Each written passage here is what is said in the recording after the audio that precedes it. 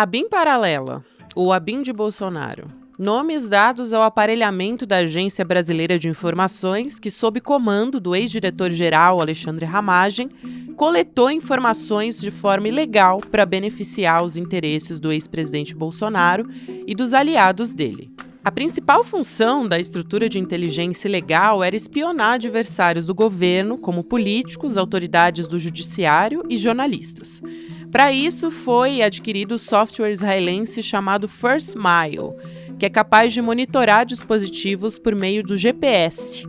Detalhe, a ferramenta de espionagem foi comprada sem licitação por 5,7 milhões de reais no final do primeiro ano do governo Bolsonaro. Entre as informações coletadas pela BIM do Bolsonaro estavam o monitoramento do ministro Alexandre de Moraes, do caso Marielle, além da manipulação de investigações como o caso da rachadinha no gabinete do filho Flávio Bolsonaro. Tudo era repassado para o clã Bolsonaro e o famoso gabinete do ódio, que era o principal responsável por disseminar fake news nas redes sociais e incentivar os ataques contra o Estado Democrático de Direito.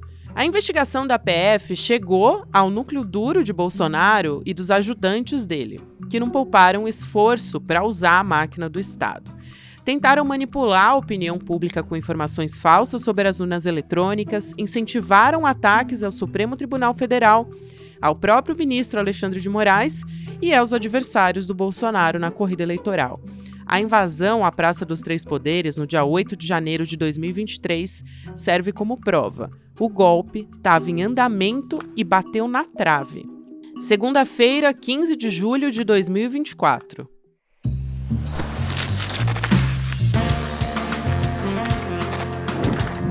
Olá, seja muito bem-vindo, seja muito bem-vinda. Eu sou a Gabriela Varela, esse é o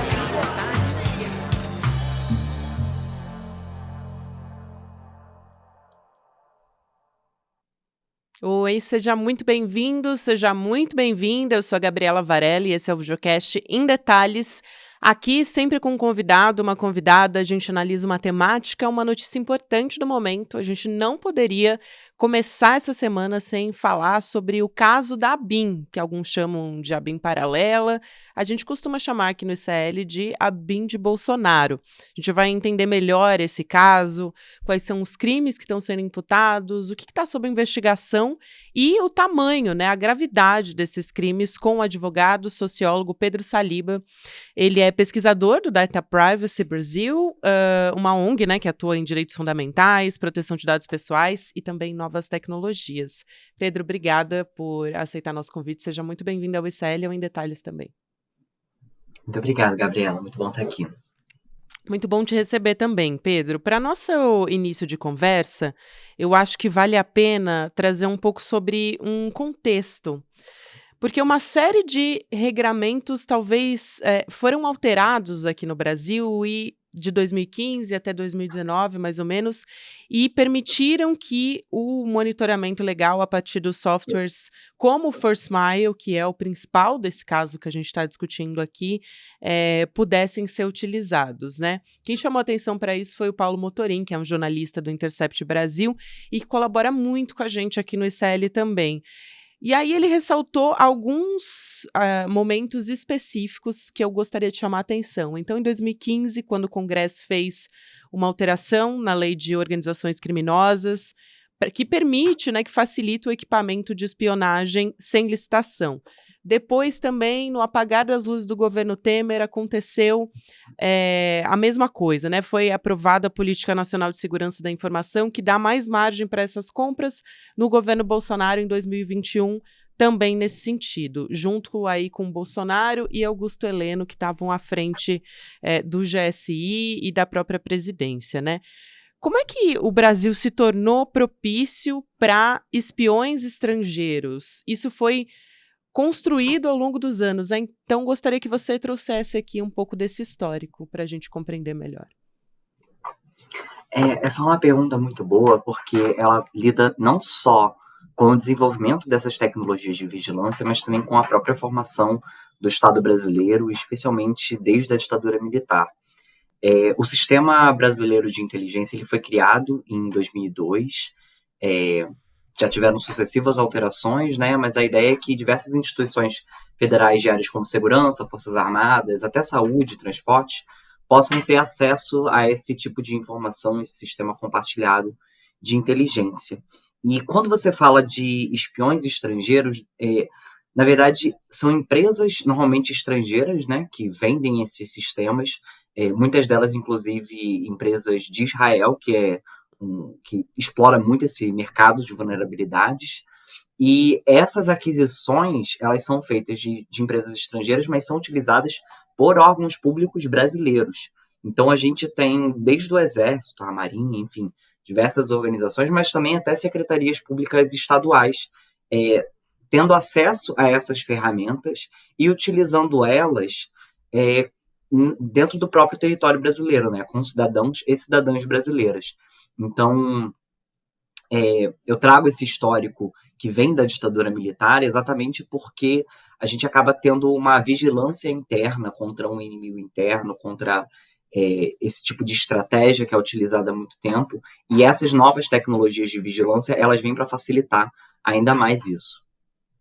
Eu também, queria ressaltar justamente isso, né, porque quando a BIM, ela não era ligada ao GSI inicialmente, mas à Casa Militar, e quando ela foi criada, era do antigo SNI.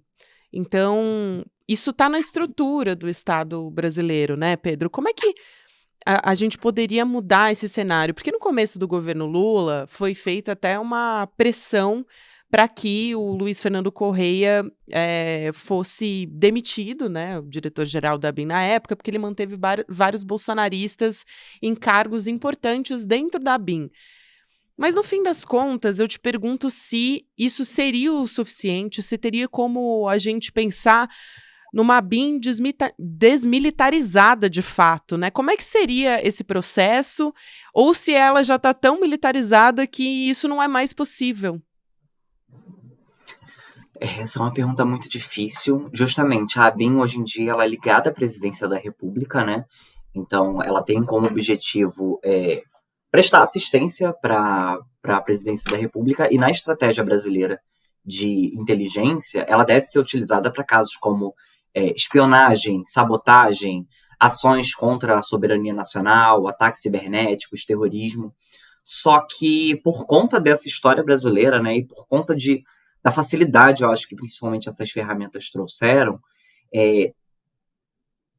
a inteligência ela acaba sendo utilizada de uma forma muito diferente. Então, se antes a gente tinha atividades de inteligência que precisavam de um esforço muito maior, até um esforço físico, né, de deslocamento. Então, se a gente pensar do grampo de telefones, quando você grampeava o telefone, você precisava de uma estrutura física naquela região daquele telefone para que você pudesse interceptar essas informações. Com essas novas ferramentas, é muito mais fácil de você fazer isso.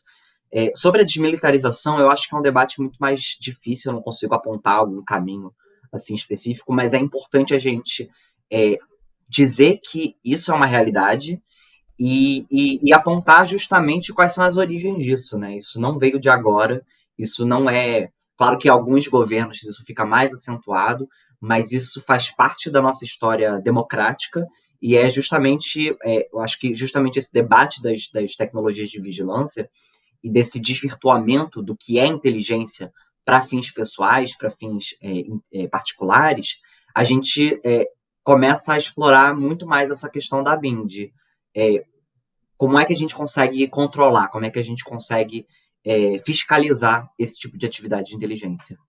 É muito bom isso, é muito importante isso que você traz. Eu também pergunto um pouco sobre, principalmente o First Mile, foi o que ficou mais conhecido. Eu acho importante a gente entender o funcionamento dele. E normalmente o que acontece é que se diz que esse serviço de monitoramento de celulares, né, ele é muito menosprezado, como se ele fosse menos grave, né, de ser utilizado. E na verdade não é isso. Então eu queria que você explicasse um pouco sobre como funciona esse sistema de espionagem, que foi utilizado principalmente para monitorar os celulares durante o governo Bolsonaro. Claro. Então, o First Mile, ele é uma ferramenta que ele explora uma vulnerabilidade de infraestrutura de telecomunicações. Então, nas telecomunicações, nas trocas, né, de ligações entre celulares, o que acontece é que as empresas elas precisam fazer um protocolo que é para que o chamado de uma chegue à outra e elas se entendam. E nesse protocolo tem uma questão de localizar onde é que está o celular a partir das antenas de telefonia.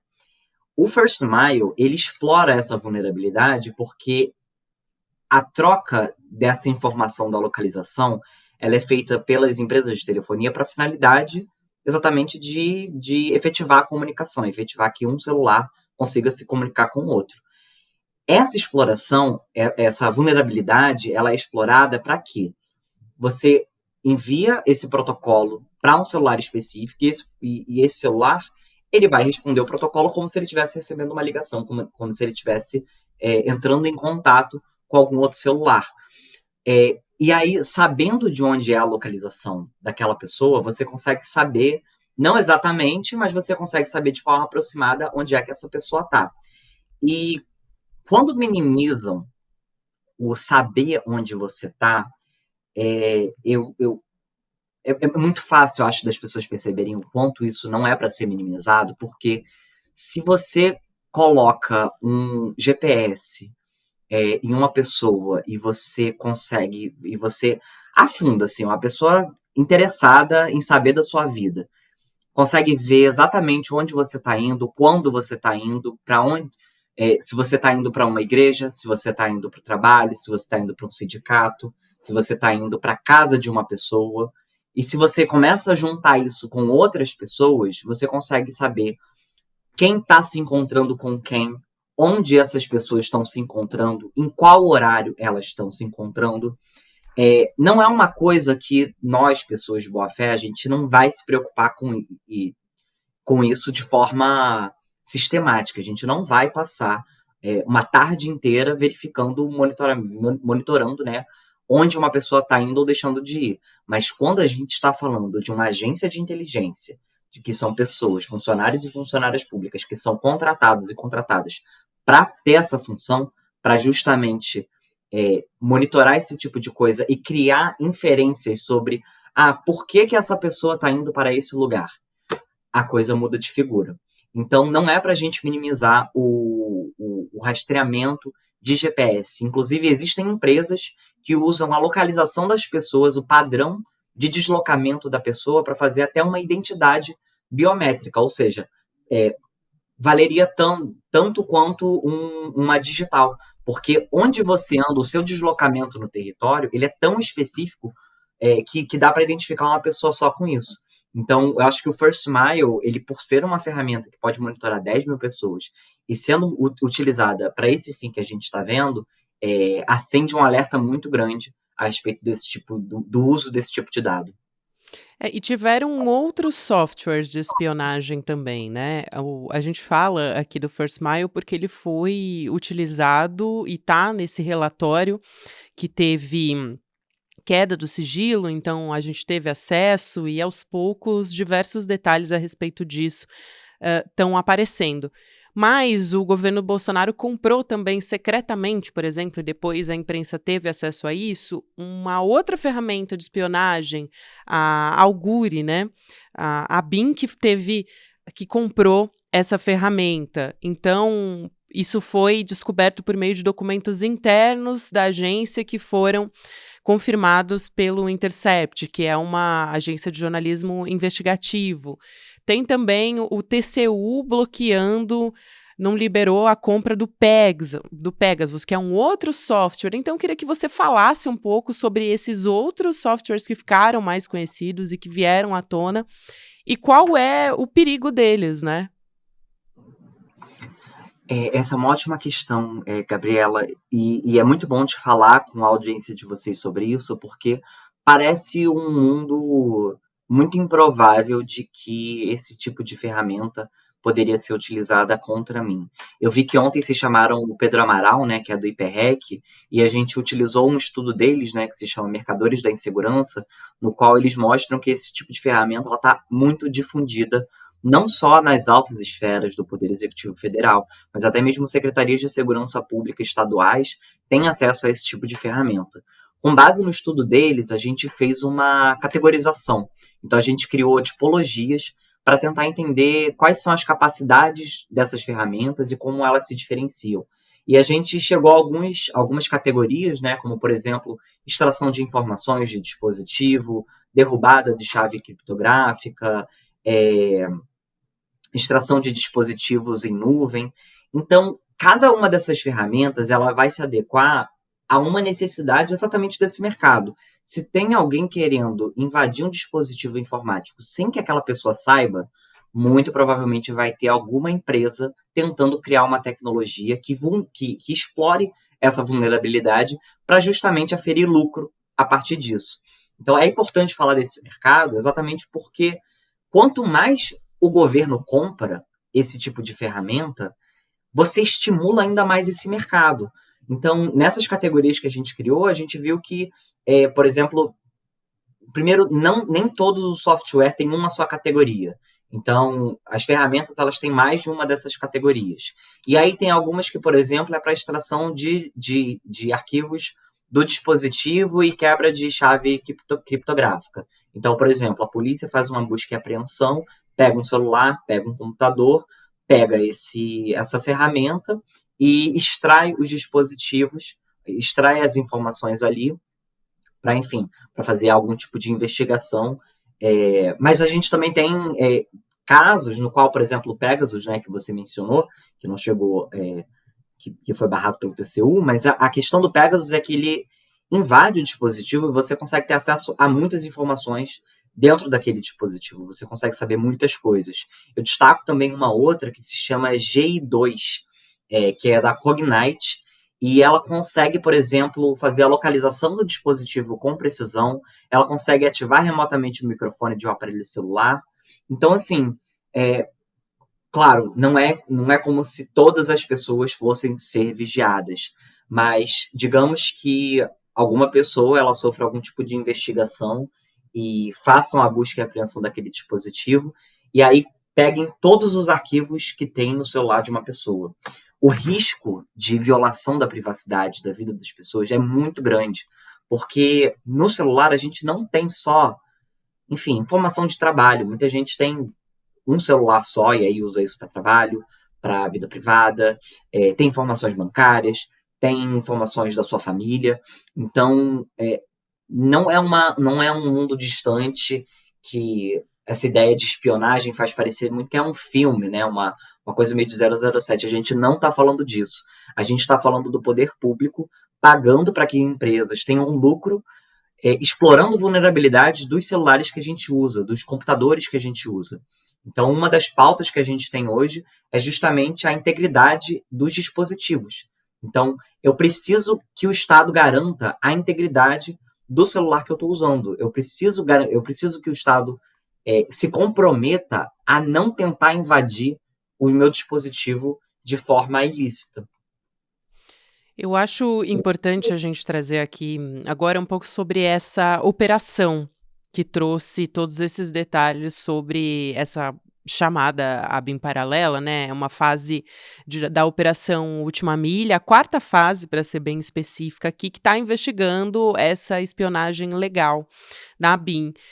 E a ideia é desarticular o que eles estão chamando de uma organização criminosa, né? A Polícia Federal está fazendo uma investigação por organização criminosa, diversas pessoas foram monitoradas, jornalistas, políticos, ministros, enfim, nos 3 poderes.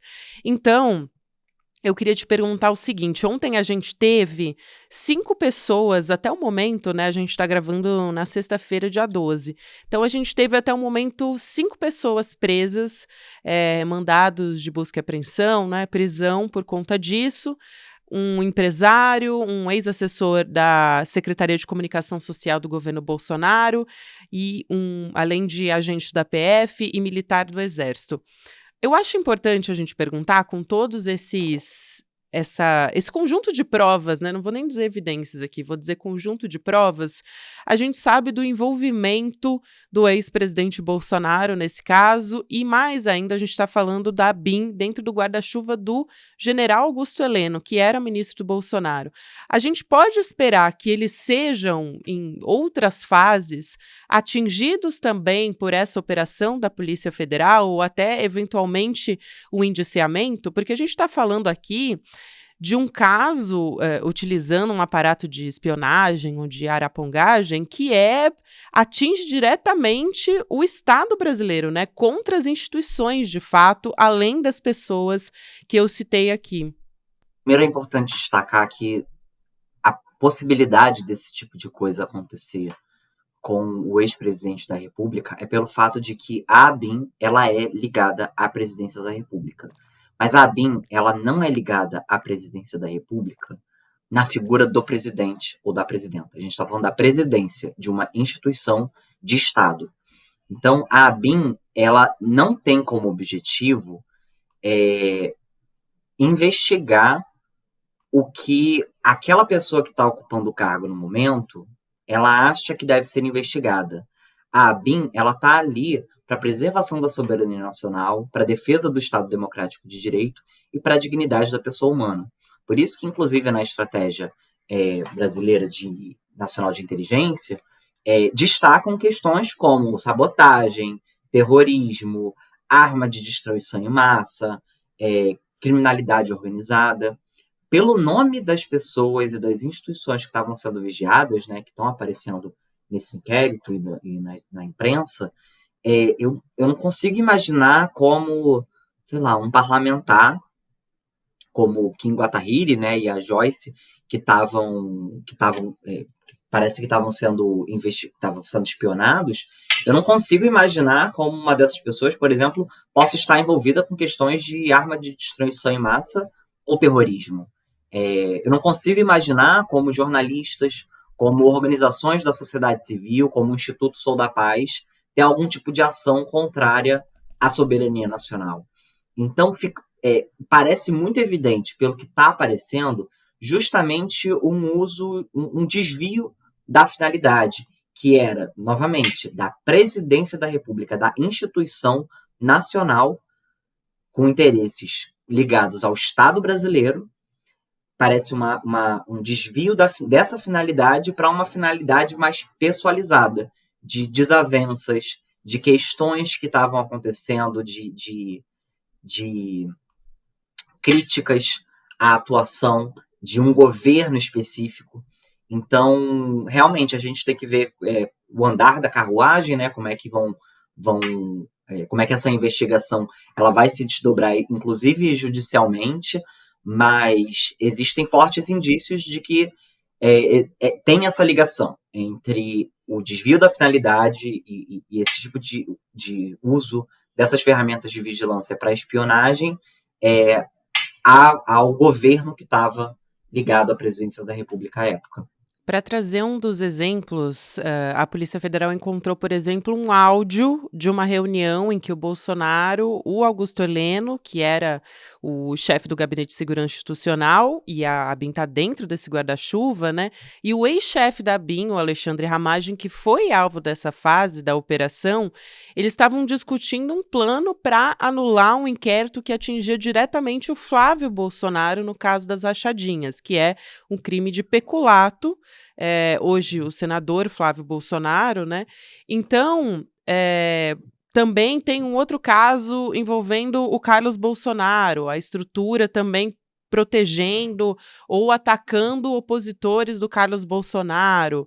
Tem provas também a respeito do Jair Renan, que era alvo de um inquérito pela suspeita de tráfico de influência. Então, todos esses casos atingem diretamente os filhos do Jair Bolsonaro, né? Estão ligados diretamente à família Bolsonaro. Então, acho importante aqui trazer esse conjunto de informações que foram levantados e que estão sendo investigados nessa operação. Até o momento também, para a gente trazer aqui, a gente tem os principais delitos que estão sob investigação, né? Associação criminosa, interceptação ilegal, invasão de dispositivos eletrônicos, lavagem de dinheiro e corrupção passiva.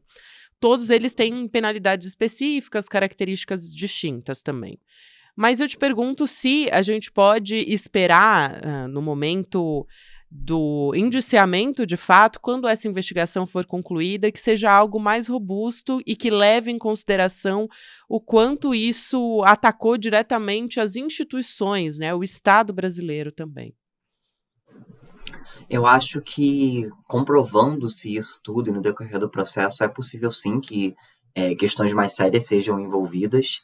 E eu achei muito bom, Gabriela, você ter comentado sobre essa questão mesmo da legalidade, porque atualmente a gente vive num vácuo legislativo sobre esse tipo de ferramenta, né? Claro que a gente tem os direitos constitucionais, a gente tem até a Lei Geral de Proteção de Dados, que garante minimamente algum arcabouço jurídico, lei de interceptações telefônicas, mas justamente o desenvolvimento dessas novas tecnologias de vigilância e o sistema brasileiro de inteligência, todas as modificações que aconteceram no meio desse tempo, foram muito maiores, então foi muito mais tecnologia de ferramenta de vigilância sendo adquirida, e muito mais potentes, né, muito mais eficientes, sem uma legislação específica que tratasse sobre isso. Hoje a gente tem a Comissão Mista de Controle das Atividades de Inteligência, que supostamente deveria estar investigando esse tipo de situação, deveria estar fiscalizando esse tipo de aquisição e uso dessas ferramentas, mas a presidência dessa comissão era justamente do Ramagem durante muitos anos.